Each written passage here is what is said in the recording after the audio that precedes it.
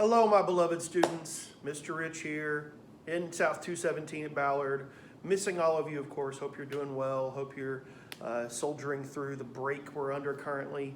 But I just came to school to record a couple lectures to finish up some content as we try to get to the end of our year. There's not a whole lot we know about the AP exam right now. The only thing the College Board has said is that schools can delay to the extended exam, which is usually about 2 weeks after the regular exam. I don't know if that's going to continue. I don't know much of anything, but we're going to continue on, assuming that we're going to finish our content, that there will be an exam, even if it's delayed, and we will go from that premise until something else or unless something else becomes clear. So hope you guys are doing okay, and we're going to run through some content. So the first thing we're going to start off with is some World War II overview and the effects of World War II. So that is this first lecture of several that are coming to you. So when we look at the World War II, a couple things from your all's presentations, AP European students, is I got a couple stats for you. You know I love stats, so I've got these ready to go, and I'm sure you'll be interested in this. Post D-Day in 1944, the Allied forces required 600,000 gallons of gasoline every 50 miles.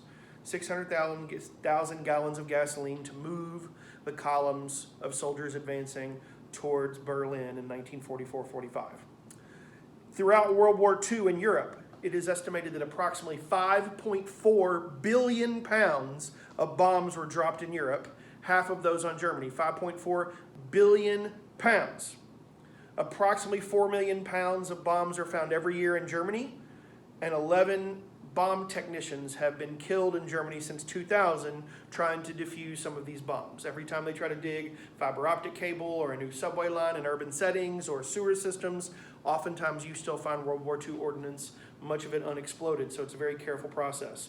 During 1945 alone, 136 million pounds of bombs were dropped on the city of Berlin, and that killed 35,000 people. Now, speaking of Berlin, what's called the Battle of Berlin, the end of the war in the spring of 1945, Hitler refuses to surrender, and so the people of Berlin suffer immensely over those last several months when he could have quit much earlier. As the Soviets approach the city of Berlin, there's 2.5 million Soviet soldiers with 6,000 tanks, 41,000 pieces of artillery, and 7,500 planes who are coming on 500,000 German soldiers. So 2.5 million Soviet soldiers versus 500,000 Germans. And to say they're soldiers is being generous. Many of those so-called soldiers are kids. They're old people. They have no training. They're just grabbed and said, go fight. And they have no artillery. They have no training. They have not enough, knowledge of military means. And so it doesn't go very well, as you can imagine. Now, it's also estimated that a minimum 110,000 women in Berlin are raped by Soviet soldiers during the battle. The Soviets are notorious for their war crimes as they advance west, seeking revenge for their treatment in World War II, and so they act horribly. And so just awful, awful things. 612,000 homes in Berlin had been destroyed. 20% of all the buildings in Berlin had been destroyed. Berlin used to be a flat city. When you stood in Berlin and looked out, you saw nothing on the horizon. Everything was relatively flat. Today, there are 16 mountains of debris outside of the city where they just push it to the edge of the city and cover it with dirt and grass, and they form hills. The biggest, Teufelsberg, or the Devil's Mountain, is 75 million cubic meters of debris, and it is 260 feet tall of World War II debris era that has just been covered up and turned into city parks.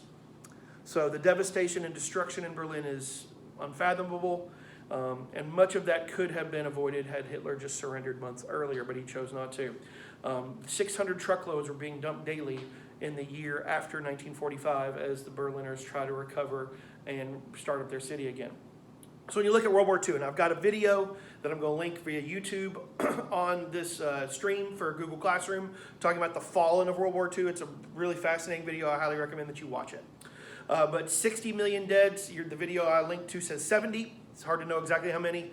50 million injured, 20 million refugees, 80,000 towns and villages were destroyed. The greatest mass migration in history. About 15 million Germans were moving west at the end of the war because they'd rather be under British and American occupation rather than Soviet.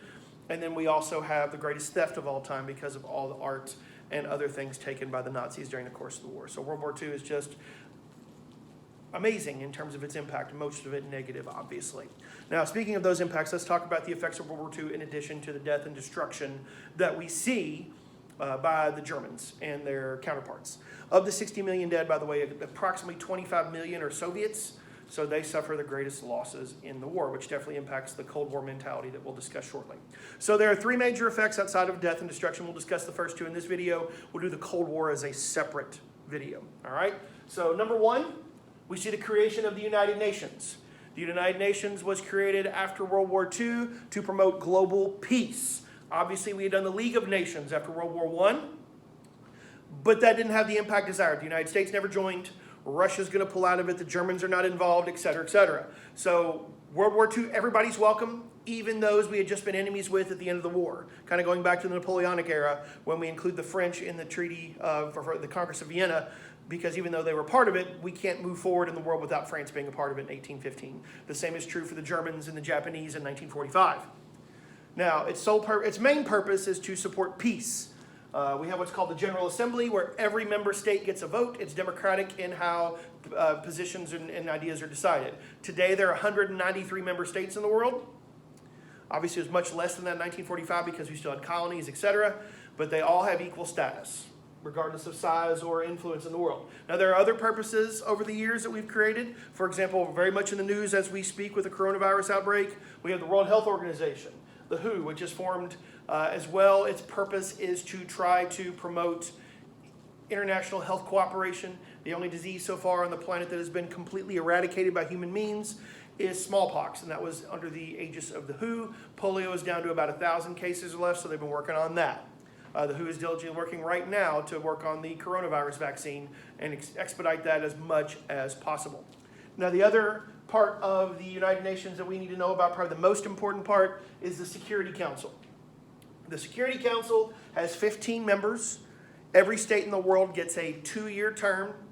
So 10 members get a 2-year term, and their vote is just as important as anybody else. But we have 5 permanent members, and they have been permanent since 1945, with an asterisk next to China, which we don't really discuss because it's not AP World. The United States, the Soviet Union, Great Britain, France, and China. Only one state outside of the West, or Soviet Union outside of Europe. Russia takes over the Soviet Union seat in 1991 when the Soviet Union collapses. Very Eurocentric, very Western-centric. Definitely, I would argue, not the 5 most powerful or influential states in the world today, but that's what it is. So because they have a veto, if the vote to do something in the Security Council is 14-1 in favor, and the one opposition is one of these 5 states, then it does not happen. That's a very powerful influence these nations have. So part of the concern of adding more states would be that we would give more vetoes. It would make it even harder to accomplish things, especially currently right now with the international crisis over coronavirus or climate change or women's rights or education or whatever the issue may be. Harder to do things when we have more nations with veto power. The second major impact of World War II is decolonization. The Europeans certainly suffered after World War I, but they suffered even more after World War II. And so many of those states are no longer able to hold on to their colonies financially. They have other priorities. We'll talk about an example in a minute. Or some of them try to hold on to them and are unable to. They don't have the power they used to. They don't have the influence they used to. They're unable to defeat their colonies as they fight back. So a couple examples of decolonization. India was the crown jewel of the British Empire, their biggest, most financially lucrative colony. The British decide that they have bigger priorities domestically. Winston Churchill, great hero of World War II. Those famous speeches he gives supporting the people of Britain. Showing you this poster over here, holding the line. Churchill, great, great hero. But we have an election in July 1945, so soon after the war, which is frankly kind of odd. But they wanted to clarify the priorities for the upcoming administration. And Churchill was adamant that we should keep our empire, that things should go on as they were in Britain. And his opponent, the Labour candidate Clement Attlee, is opposed to that. He wants to support domestic reforms and take care of the economic needs of the country and the health issues. And so we'll talk about the welfare state later on, but they create part of their welfare state with their National Health Service in 1945. So Churchill gets bounced. And so Attlee, therefore, is very quick to try to remove the British from the colonial game. India is one of those because it's the biggest, most important. If nothing else, it's also symbolically powerful to let that one go first. And the Indians have been clamoring for their independence very specifically for about 30 years, but the Congress Party, the main engine, which is in your study guide as an example, of Indian independence is actually formed in the 1880s. So it's been around at this point for 70 years. Now the issue is the Muslims of India, small amount percentage-wise, but large amount population-wise because of the huge population in India, they demand that they should have their own state under the aegis of the organization called the Muslim League. And so the British are like, yeah, sure, whatever, fine, because they're just trying to get the heck out of there. So we end up forming an India, which is designed to be primarily for Hindus, and then a Pakistan, which is designed to primarily be for Muslims. We say we're going to leave in August of 1947. We form the commission to draw the boundary between India and Pakistan, which is not a historical boundary, in June of 1947. The man who chairs it, a guy named Cyril Radcliffe, very British name Cyril, he is a lawyer. He is not trained in geography. He's not trained in Indian culture and history. He really doesn't know what he's doing. It's not his fault necessarily. It's that he is picked to do this. And he is given 2 months to figure this out. The line ends up being over 1,000 miles long, separating 88 million people in the provinces that touch that boundary. And it's announced and then goes into effect 24 hours later. There's no time to adjust. The British are burning rubber, getting the heck out of there.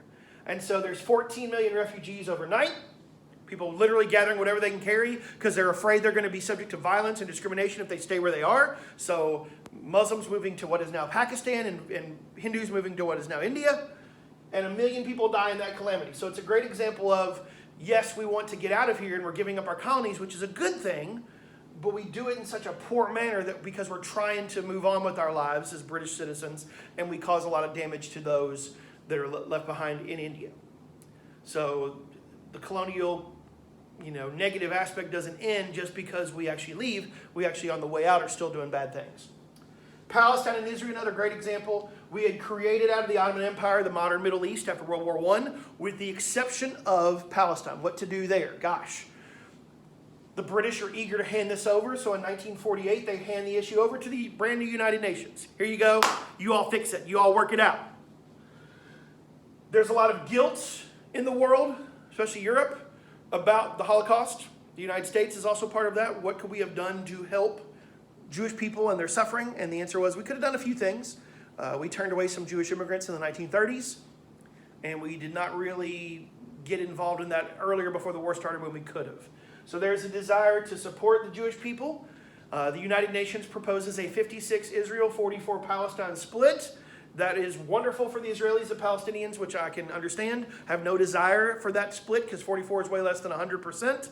And so we go to war. And the war is going to eventually be won by the Israelis because they have American and Western European support. And then there will be multiple other wars in the coming decades. The Israelis will win all of them, or at least come out tied, if you will.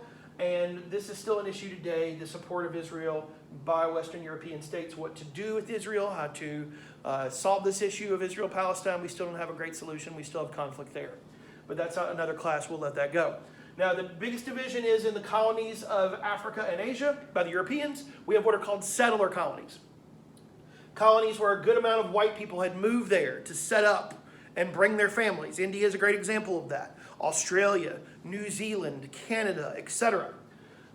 The settler colonies tended to have a harder time letting go because even if the European state wanted to let go, you have this third group besides European government, native peoples. You also have white settlers, many of whom are multi-generational. They've lived there their families have lived there for 150, 200 years in some cases. And so that is their home. They've never been to France. They've never been to the Netherlands. They've never been to Britain. So those white folks who oftentimes are very wealthy and owned a lot of the land or key industries that brought the Europeans there in the first place, they really do not want to leave because that's their home and also that's where their wealth is. So we see some brutal colonial conflicts. Algeria, the nationalist movement there, the FLN, opposing French occupation. As you probably know, Algeria is just across the Mediterranean from France. The French see it as not a colony, but part of France, kind of like Alaska to Americans or Hawaii. And so this is a brutal 8-year civil war ending in 1962 when the French are forced to give up. Now the same thing also happens in Vietnam, halfway around the world. America gets involved, that becomes a big Cold War conflict. Kenya, a British colony, a lot of white settlers there. When you think of Kenya, geographically, you might think of what looks like the Lion King. So broad open plains, beautiful vistas, fertile farmland, etc. And so Kenya is going to be a brutal conflict there as well. And Indonesia for the Dutch, a colony much larger than that of the Netherlands, and a place where there's going to be conflict before they become independent in the 1950s as well. Now, the other kind of colony you see in independence movement is non-settler, where we did not have a lot of white Europeans who had lived there. They didn't bring their families. It was a job. It was a rotation. You were there for, 6 months. You helped extract the material, whatever it was you were trying to accomplish, and then you go home, somebody else comes in. There's not that emotional attachment. There's not lots of people living there. It's not their heritage or their culture that they try to impose. And so they're just there to suck out resources. These colonies oftentimes are much easier to let go of, and there's often peace treaties signed. It's not contentious. An example of this would be Ghana, which is the first African state to become independent from European control after World War II, which is 1957. So those are two of the big impacts. The United Nations is created in its attempt for world peace, and then the issue of decolonization as the Europeans are forced to admit they are no longer as powerful as they once were, or they have bigger priorities to deal with. That is the end of our first lecture.